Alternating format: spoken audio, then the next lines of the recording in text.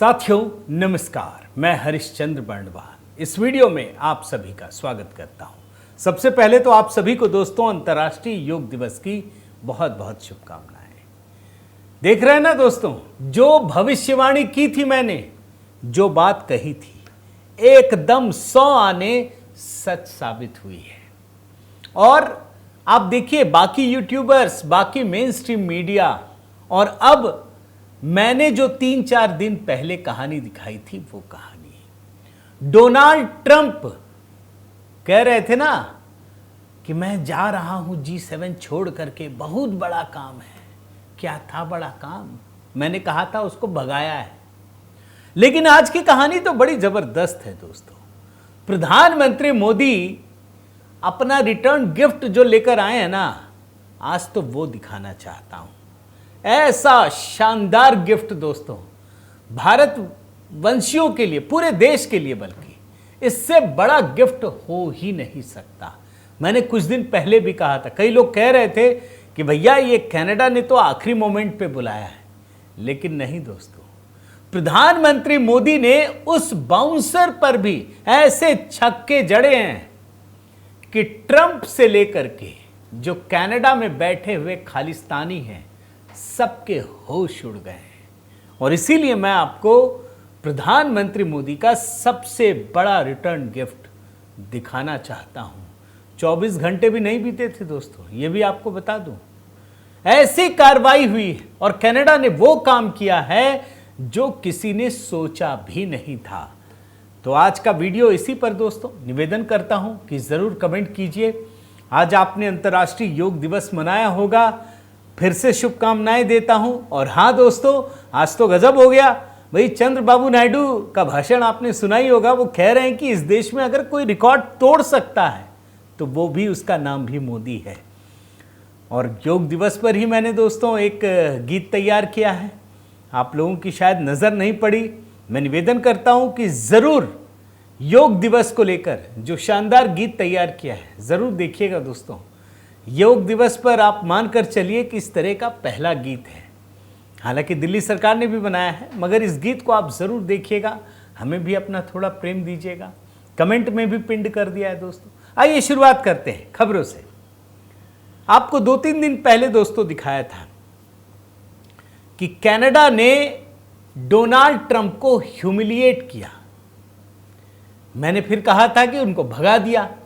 कई लोग कह रहे थे नहीं नहीं, बहुत बड़ा काम करेंगे ट्रंप, पता नहीं क्या कर देंगे। भाई 17 तारीख को निकल गए, कुछ किया क्या? आज 21 तारीख है ना, योग दिवस है। 4-5 दिन निकल गया, कुछ किया ट्रंप ने? कुछ नहीं किया, सिवाय ये कि युद्ध को और भड़का रहे हैं। और तभी मैंने कहा था कि ट्रंप को बेइज्जत करके भगाया है अगर सही। और ट्रंप को खुद भी एहसास है कि मोदी जी आने वाले हैं, क्या दिखाएंगे, ये बड़े सख्त आदमी हैं, टफ निगोशिएटर। और आपने ये भी देखा कि ट्रंप फोन करके मोदी जी को बोल रहे थे जरा रास्ते में चलते हुए मिल आइएगा। बोले कुछ नहीं, कोई मिलना जुलना नहीं। और ये भी बता देता हूं, ट्रंप को सीधे मुंह पर कहा कि आपने कुछ नहीं किया, कोई मध्यस्थता नहीं की, ना भारत ने पहले स्वीकार किया ना अब स्वीकार कर सकता है। तो ये तो ट्रंप की कहानी है दोस्तों। लेकिन कनाडा में 24 घंटे में ही सब कुछ बदल जाएगा, इसकी तो कल्पना भी नहीं थी। यही तो है रिटर्न गिफ्ट। पहले भी मैंने कहा था। आप देखिए दोस्तों इस हेडलाइन को। 17 जून को प्रधानमंत्री मोदी पहुंचे। ये दौरा 23 घंटे का था। 2015 के बाद वो पहली बार कनाडा की यात्रा पर पहुंचे। माना जा रहा है कि इसका दोनों देशों के संबंधों पर बड़ा असर पड़ेगा।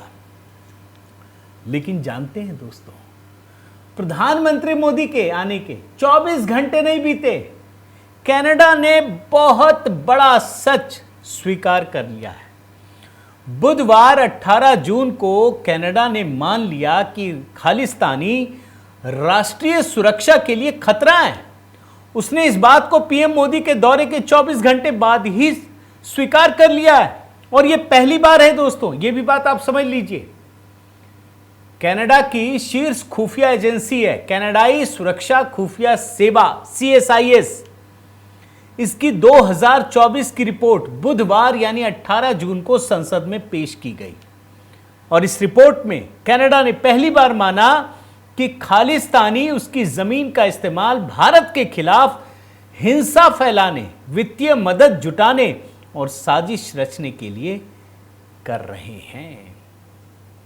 अब इससे बड़ी रिपोर्ट क्या होगी? एक तो कनाडा की अपनी खुफिया रिपोर्ट संसद में प्रस्तुत किया जा रहा है और ये जो खुफिया एजेंसी की रिपोर्ट है ना दोस्तों, आपको बताता हूं, पहली बार इसमें खालिस्तानियों के लिए चरमपंथी शब्द का इस्तेमाल किया गया है। पहली बार।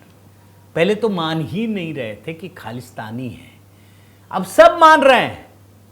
जो मोदी जी समझाना चाह रहे थे अब कनाडा खुद मान रहा है। और रिपोर्ट में क्या कहा गया मैं कोट अनकोट में पढ़ता हूं, हिंदी में किया मैंने, अंग्रेजी की रिपोर्ट है, मैं पढ़ता हूं।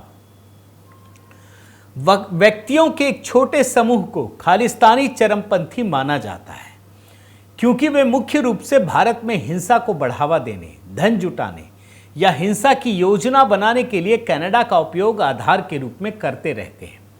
विशेष रूप से कनाडा से उभरने वाला वास्तविक और कथित खालिस्तानी चरमपंथ कनाडा में भारतीय विदेशी हस्तक्षेप गतिविधियों को संचालित करना जारी रखता है। ये रिपोर्ट के अंश पढ़ रहा हूं दोस्तों। एक और जगह क्या कहा है मैं जरा वो भी बताता हूं। हालांकि 2024 में कनाडा में कोई कनाडा आधारित खालिस्तानी चरमपंथियों से संबंधित कोई हमला नहीं हुआ, लेकिन खालिस्तानी चरमपंथियों का हिंसक गतिविधियों में शामिल होना कनाडाई हितों और राष्ट्रीय सुरक्षा को खतरा बना हुआ है। आप देख रहे हैं। और यह बात कोई नेता कह रहा हो, कोई अधिकारी कह रहा हो, कोई वैसे ही बोल दे रहा, ऐसा नहीं है। यह कनाडा की खुफिया एजेंसी की रिपोर्ट है। और दोस्तों, कनाडाई सुरक्षा सेवा ने उभरते खतरों की निगरानी और कनाडा सरकार के आतंकवादी सूचीकरण प्रक्रिया का समर्थन करने में अपनी भूमिका का भी जिक्र किया। अब देखिए कितनी सारी बातें हो रही हैं। पहली बार कनाडा ने खालिस्तानियों की बात को मानी। पहली बार कनाडा ने खालिस्तानियों के लिए चरमपंथ शब्द का इस्तेमाल किया। पहली बार कनाडा ने भारत के खिलाफ खालिस्तानियों की भूमिका को स्वीकार किया। और इतना ही नहीं, कनाडा की इस खुफिया रिपोर्ट में यह भी माना गया है कि खालिस्तानी पाकिस्तान के साथ मिलकर साजिश रच रहे हैं। यानी खालिस्तानी और ISIS दोनों के बीच गहरा संबंध है। मैं पढ़ता हूं रिपोर्ट। कनाडा की खुफिया एजेंसी CSIS की ताजा रिपोर्ट ने पाकिस्तान की पोल खोलते हुए कहा कि वह कनाडा की धरती का इस्तेमाल भारत के बढ़ते वैश्विक रुतबे को कम करने और अपनी भारत विरोधी साजिशों को अंजाम देने के लिए कर रहा है। अब चलिए इसमें भी मान लीजिए कि कनाडा हो सकता है छोड़ दे, बोले क्या है, जाओ यार, तो भारत में करते रहे जो करना है। लेकिन जानते हैं बात कहां तक बढ़ गई है। पाकिस्तान कनाडा के चुनाव में घुसपैठ की कोशिश कर रहा है और ये बात कनाडा को अब परेशान कर रही है। और इसमें लिखा है, मैं आपको पढ़ता हूं। कनाडा की खुफिया एजेंसी CSIS की 2024 की सार्वजनिक रिपोर्ट के मुताबिक पाकिस्तान ने कनाडा में न सिर्फ राजनीतिक और सुरक्षा हितों को बढ़ावा देने की कोशिश की, बल्कि भारत के खिलाफ अपनी गंदी राजनीति को हवा देने के लिए कनाडा के चुनाव में भी हस्तक्षेप किया। और कनाडा की खुफिया एजेंसी ने यह भी खुलासा किया दोस्तों कि पाकिस्तान कनाडा में भारत के प्रभाव को कम करने की कोशिश कर रहा है। और पाकिस्तान किस किस प्रकार के काम कर रहा है उसकी भी झलक देता हूं दोस्तों।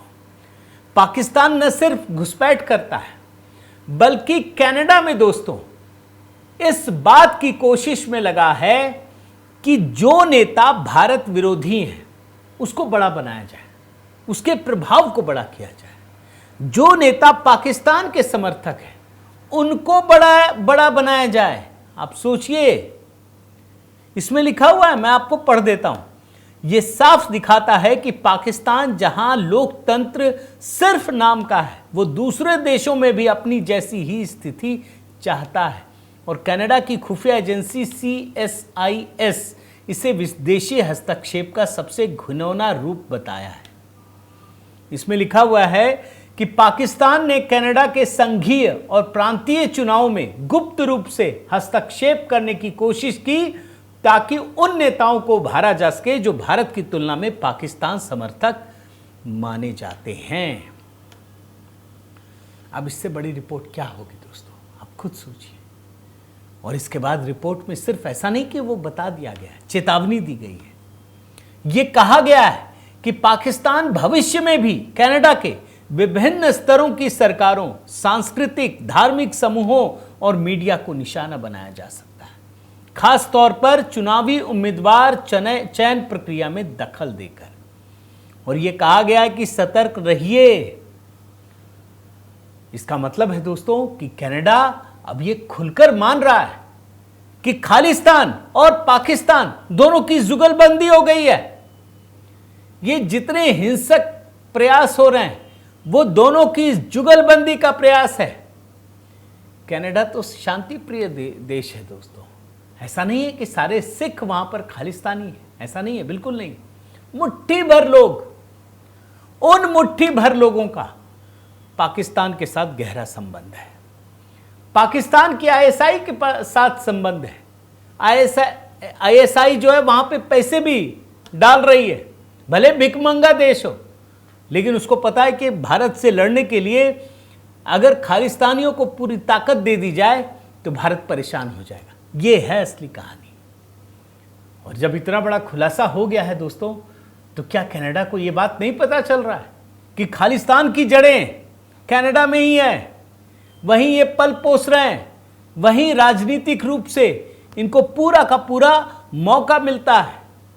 और इसके साथ ही दोस्तों, मोदी सरकार ने जो बात कही है उसकी पुष्टि होती है।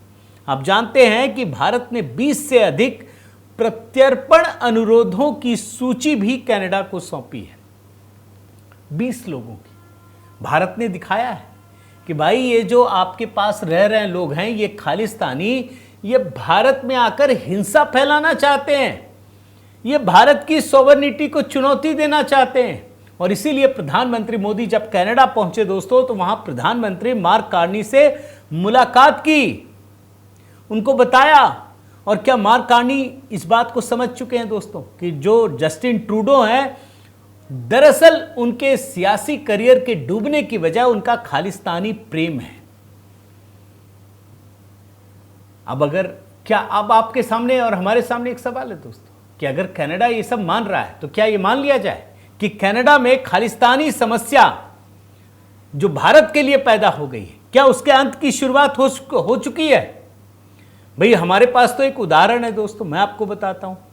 प्रधानमंत्री मोदी जब कनाडा जा रहे थे और ये खालिस्तानी खुलेआम प्रधानमंत्री मोदी के खिलाफ हत्या तक की बात कर रहे थे, अब सीधे नहीं सियासी हत्या की बात कर रहे थे, तो आपने देखा होगा कि किस प्रकार से कनाडा की पुलिस खालिस्तानियों के खिलाफ ताबड़तोड़ कार्रवाई कर रही थी। आपको विजुअल भी दिखाता हूं, आप देखिए। इनको लग रहा था कि मोदी जी आएंगे तो अपन सब कुछ दिखा देंगे, अपनी ताकत दिखाएंगे, मगर यहां तो ट्रूडो वाली सरकार नहीं है, ये तो मार्क कार्नी की सरकार है। और आपको दोस्तों थोड़ा सा बैकग्राउंडर मैं बताता हूं कि कनाडा में वास्तव में खालिस्तान आंदोलन जो सैकड़ों हजारों मील दूर है, 1980 में यहां अपने पैर पसारे। राजस्थान के पोखरण में जब न्यूक्लियर परीक्षण हुआ तो पियरे ट्रूडो, इसके पिताजी, नाराज हो गए। 1974 में भारत ने दोस्तों न्यूक्लियर परीक्षण किया था और ये सब खालिस्तान के साथ जो इनका जुड़ाव है ना, ये आप उसी संदर्भ में देखिए। लेकिन खालिस्तानियों की पहचान वैश्विक, और वो भी बदनामी के रूप में, कब हुआ ये भी मैं आपको बताता हूं। 1985 में एयर इंडिया की फ्लाइट पर एक दर्दनाक घटना हुई थी जिसको उड़ा दिया था और उसमें 329 लोग मारे गए थे इस हमले में। उस समय पूरी दुनिया ने समझा कि ये खालिस्तानी आंदोलन क्या है, खालिस्तान की मांग क्या हो रही है। उसके बाद जैसे ही जस्टिन ट्रूडो 2015 में सत्ता में आए, उन्होंने और उसे हवा दिया, आगे बढ़ाने की कोशिश की। लेकिन अब जो कनाडा के प्रधानमंत्री हैं मार्क कार्नी, वो समझ गए हैं कि अगर यहाँ से कनाडा की धरती से भारत पर हिंसा फैलाया जाएगा तो कनाडा भी सुरक्षित नहीं रहेगा। और शायद इसीलिए ये इतना बड़ा बदलाव देखने को मिल रहा है। अब जो लोग ये सोच रहे थे ना दोस्तों कि मोदी जी को नहीं जाना है, अब आप खुद सोचिए कि मोदी जी के जाने से अगर इतना बड़ा बदलाव आता है तो उनका जाना शुभ था या गलत था। मैं आपके कमेंट का इंतज़ार कर रहा हूं दोस्तों, ज़रूर बताइए। इस वीडियो को अधिक से अधिक लाइक कीजिए, शेयर कीजिए। अगर आपने चैनल सब्सक्राइब नहीं किया है तो ज़रूर कीजिए। और हाँ, योग दिवस पर मैंने जो गीत अपलोड किया है दोस्तों, उसको ज़रूर देखिए, वहाँ पर भी आपके कमेंट का इंतज़ार है। बहुत बहुत धन्यवाद। जय सिया राम।